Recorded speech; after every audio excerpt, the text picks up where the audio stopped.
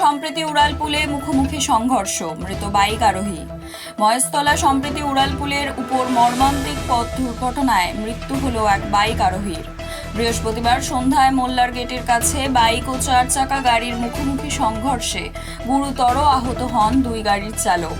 জানা গিয়েছে 4 চাকা গাড়িটি মহেশতলা বাটানগরের দিক থেকে তারাতলার দিকে যাচ্ছিল। অন্যদিকে একটি মোটর বাইক তারাতলার দিক থেকে বাটানগরের দিকে আসছিল।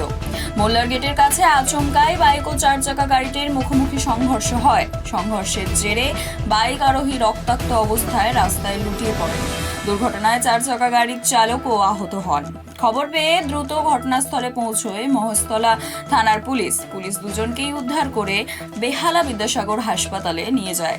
হাসপাতালে নিয়ে যাওয়ার পর চিকিৎসকেরা বাইক আরোহীকে মৃত বলে ঘোষণা করেন। মৃত যুবকের নাম প্রণব সামন্ত, বয়স 21, তিনি বেহালার বাসিন্দা। অন্যদিকে 4 চাকা গাড়ির চালক বর্তমানে হাসপাতালে চিকিৎসাধীন রয়েছেন। ঘটনাকে কেন্দ্র করে সম্প্রতি উড়ালপুলে সাময়িকভাবে যান চলাচলে প্রভাব পড়ে। দুর্ঘটনার সঠিক কারণ খতিয়ে দেখছে মহেশতলা থানার পুলিশ।